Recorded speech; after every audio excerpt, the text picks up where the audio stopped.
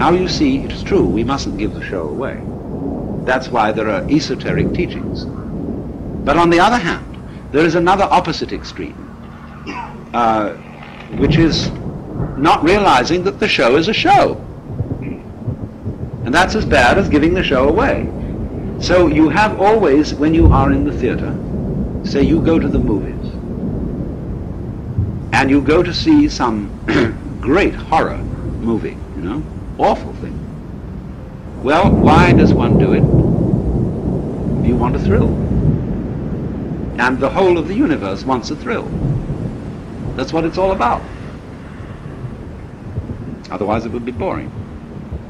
But when you go to the movie, you know in your heart of hearts that it's only a movie. And yet you contrive to some degree to forget this while you're there. And therefore get scared and feel real creeps. But that's great. Some people like to go and cry. They go and see some tragedy and just love to weep. Because it's a catharsis. It gets all the salt out of it or something, I don't know. And so you do this thing. And it is, we can say it's vicarious. Yeah. But that is the spirit of showmanship, of play. So one might say then that it is possible in this life to attain a sort of metaphysical courage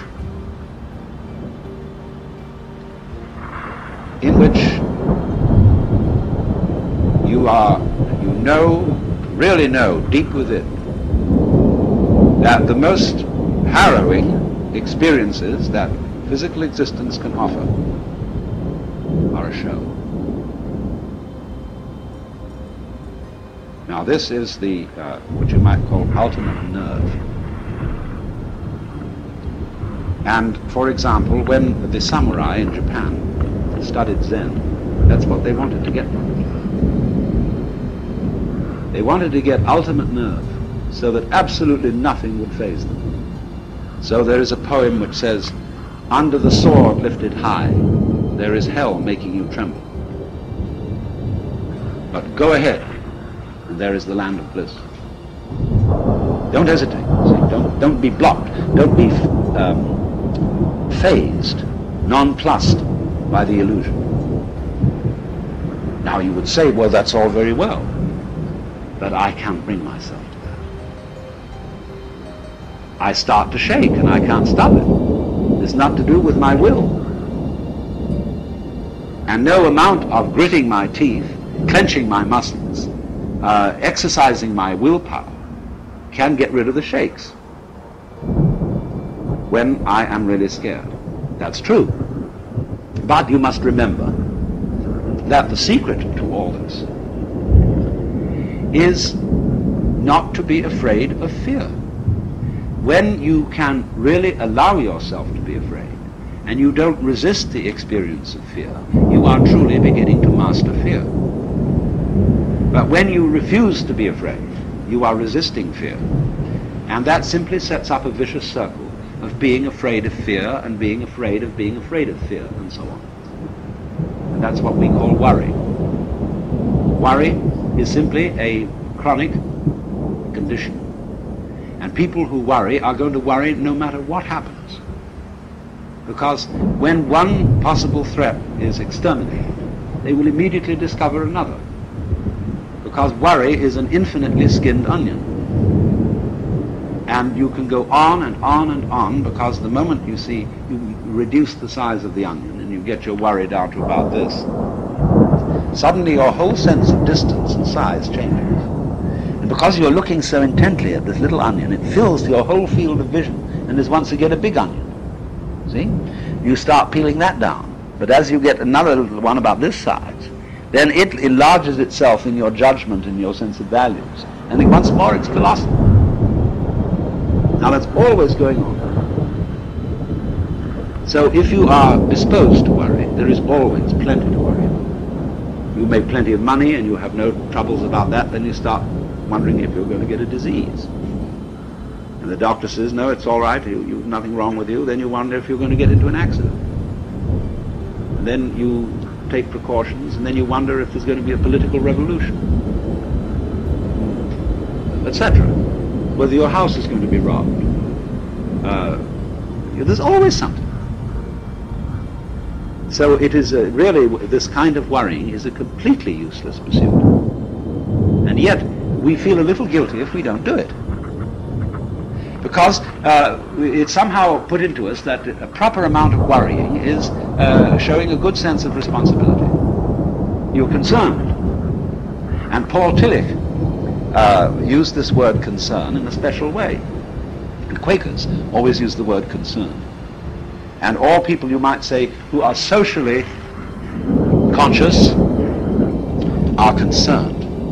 So when we say, I'm concerned, it means I have a frown on my face.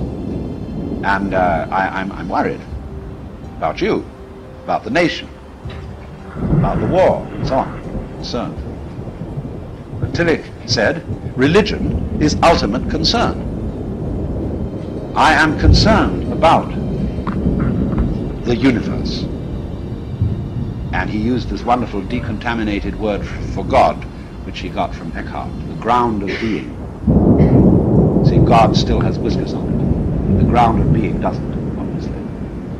And so, ultimate concern is to be concerned about the ground of being. Well, now, I don't think, I'm not sure about Tillich. I knew him. And he was a very wonderful man. But what I call concern, in the way I would want to interpret it, instead of this sort of frown, is something more like amazement. In other words, that existence is extremely peculiar. I can't explain this feeling because I don't know quite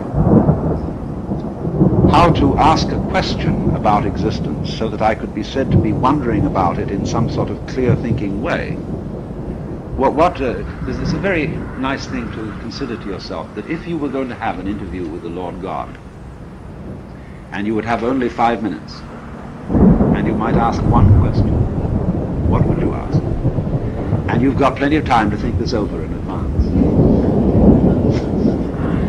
And you realize, question after question, say, no, that's not really the thing I want to get at. It's not that. Like, do you exist? God would say, well, of course, yes, here I am. Am I having a hallucination? He said, no. Well, how can I be sure that this isn't a hallucination, you see? And then you reject all that sort of question. And when you finally come down to it, you don't know what to ask. There is a sort of question in your mind, not so much a question as a questioning. A feeling of, it's all unbelievable. It's amazing. I wonder at it. I marvel at it. It is a miracle that there is anything. But it's like a friend of mine who went to a Zen master, got an interview after a good deal of trouble, an interpreter. And he sat down and said, you know, now I'm here, I don't know what to ask. I just feel like laughing. And Zen master said, well, let's laugh. And they just broke up. So,